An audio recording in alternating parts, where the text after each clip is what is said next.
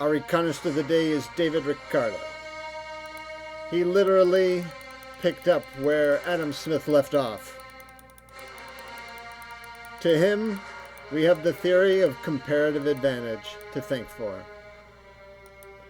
Yes, that's true. David Ricardo was a classical economist. He was a man of the 19th century. He was born in 1772, third son of an immigrant, 17 children, rags to riches story. He came to England, and despite having 3 strikes against him, he actually became a millionaire, retired young, and ran for Parliament and was elected into the House of Commons. In his life, he was a proponent of Jean-Baptiste Say, and he was an opponent of Thomas Malthus. He answered a question that even is asked, a version of which today, and in all days: why is it that we buy from other countries what we could make ourselves? In David Ricardo's day, it was Portugal and England. And England said, why are we buying wine from Portugal? We could make it ourselves. There's English people that are out of work and they could be making wine. But David Ricardo indicated that this was how it would be. That each nation will specialize in what they have a comparative advantage, and in whatever they can make at the lowest opportunity cost is something that they should make, and then they have a place in the economy. Now let's indicate and understand it by using England without trade. So if England, with all of its people and factories and land, labor, capital, and entrepreneurship, its factors of production, were to take half of it and produce wine and the other half of it and produce cloth, England, without trade, during their isolationism, would be able to have 100 units of wine per year and 100 units of cloth. Now Portugal, even though they were about the same size, they were not as efficient in their production. And they were also better at making wine than cloth in Portugal, whereas England was equally good at making wine and cloth. So in Portugal, if they gave half of their people to 80 units of wine and half of their people to 40 units of cloth, that is, in the production of wine and cloth, if they put half of their factories in the production of wine and half of their factories in the production of cloth, Portugal would enjoy per year only 80 units of wine and 40 units of cloth. Now compare the quality of life or the standard of living in each of these countries during that time.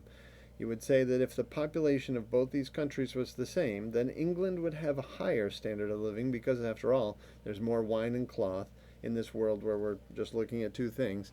If there's more wine and cloth to go around among people than in Portugal, people in England have a better quality of life, a richer standard of living. So, in reality, we're going to see that if England decides, instead of being isolated and not trading, if they decide to specialize and trade, they'll end up with more wine and more cloth. Plus, Portugal, trading with England, will do the same thing. Portugal will specialize in winemaking and reduce their cloth production, and then trade wine for cloth. And Portugal, by the end of the story, will have more wine and more cloth for its people. So let's see how that works. England chooses to specialize in cloth, and for every unit of wine that they decide not to make, they increase their cloth production by 1. So they reduce their wine production from 100 down to 30, and they increase their cloth production from 100 up to 170. Portugal decides to close all of its clothing plants and open up twice as many wine producing plants, or expand their wine production, so that now wine is flowing freely in Portugal, although there's not a whole lot of cloth. You can picture what that's like.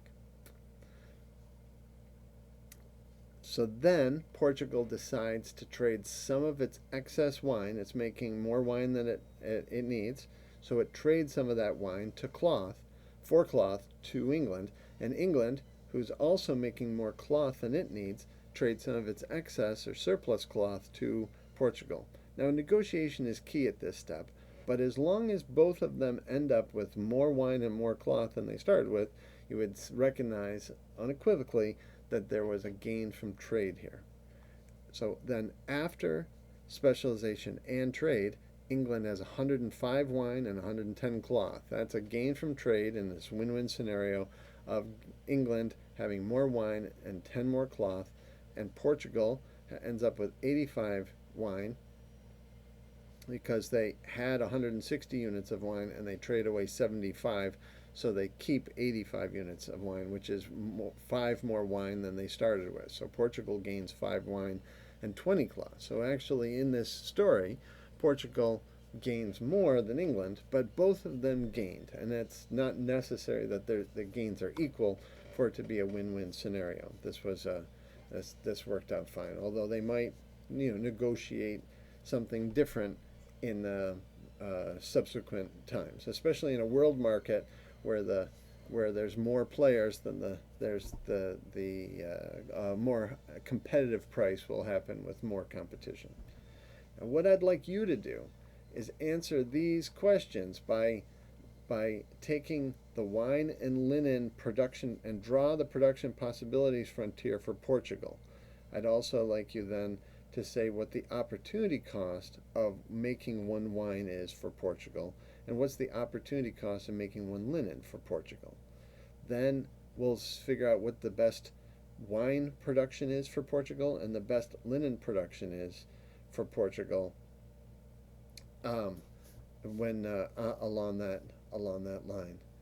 Then we'll also do the best consumption without trade. What's the best wine they can consume? What's the optimal combination of wine and linen that Portugal will consume if they don't trade? In the production possibilities for England, we'll do the same thing. We'll draw a production possibilities frontier between wine and linen, showing the trade-off between the two, what the opportunity cost for each wine and linen is for England, what's the best production for England, and what's the best consumption that England can experience if they don't trade. After we've done those two production possibilities frontiers, then we'll come down here and we will figure out Portugal with trade, what their best production is, and their best consumption with trade, and how much they gain from trade.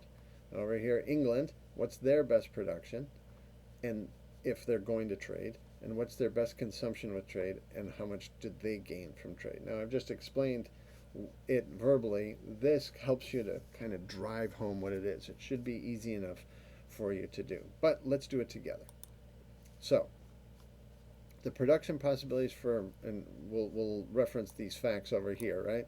So, if we're doing Portugal first, Portugal can either make 80 units of wine and 40 units of cloth, right? Or they could make 160 units of wine and no cloth, and presumably they could also make twice as much cloth if they gave up all their wine production. So what we're going to do is draw a line that connects wine and linen and for Portugal, and it's going to look something like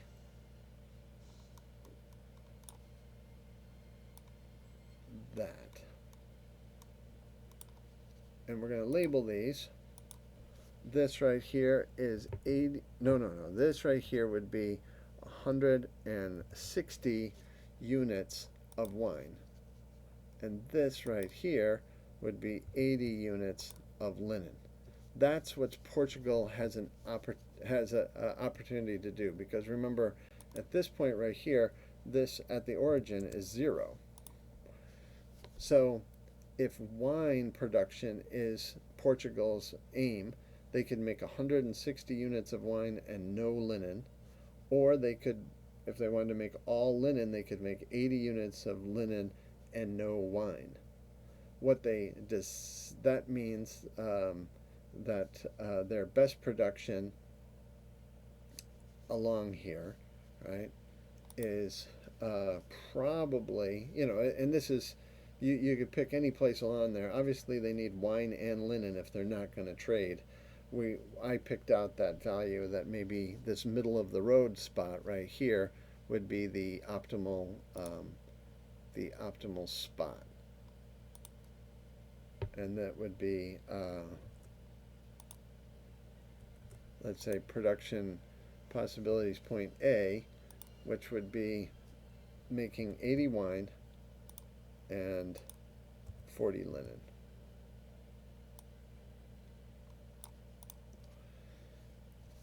Now we'll notice that when they want to produce wine to linen, that there's a opportunity cost in terms of linen. Like for instance, an extra wine that they want to make from Portugal's point of view costs them a half a linen.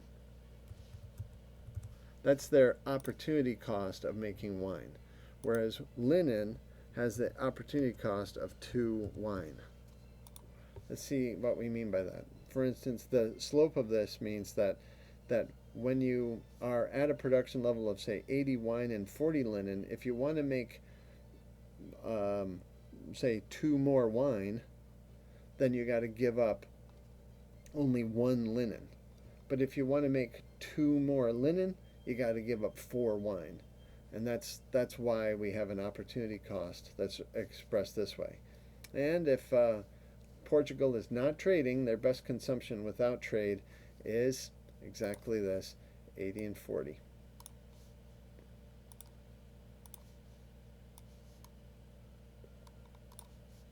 All right. Then over here we have a situation, if you recall from our chart, that England can, when they're making 100 units of wine and 100 units of cloth, they're using half of their production levels for both. So that would be a point, let's say, right there, right? So we can draw that, and that right there represents, say, 100 and 100. So their full production levels would be 200 and 200. They could make 200 wine. They could also make 200 linen. And their optimal one seems to be right in there. The opportunity cost for 1 wine then is 1 linen. And the opportunity cost for 1 linen is 1 wine. They have an even exchange between those two. Their best production, if they're not trading, would probably be, say, 100 and 100.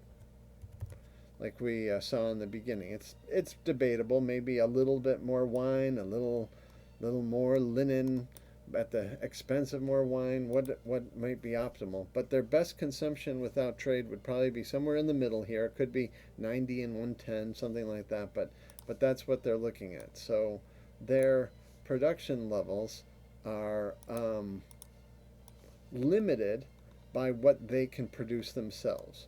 And therefore their standard of living is also limited by their production possibilities frontier. We might say that without trade, a country's standard of living and quality of life, their consumption is limited by their production.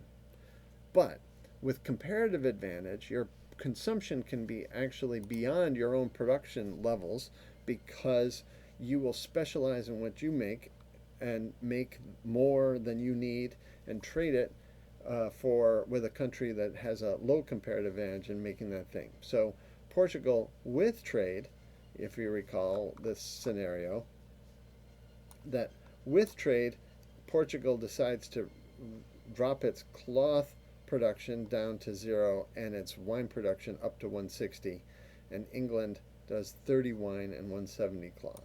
So we can fill in this part of it with trade. So with Portugal, the best production is 160 wine and 30. I'm sorry, Portugal 0 cloth, yes, and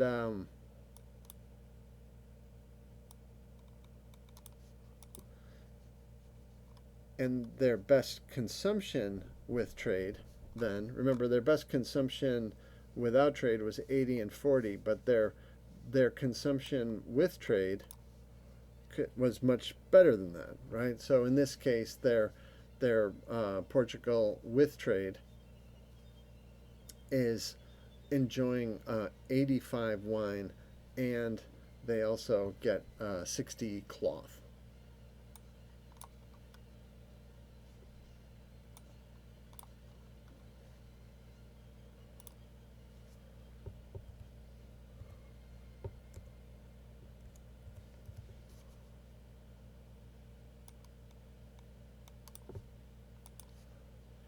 So then if you take a look that with trade they're getting 85 wine and 60 cloth, and without trade they were only getting 80 wine and 40 linen, then their gain from trade is an extra 5 wine and an extra 20 linen.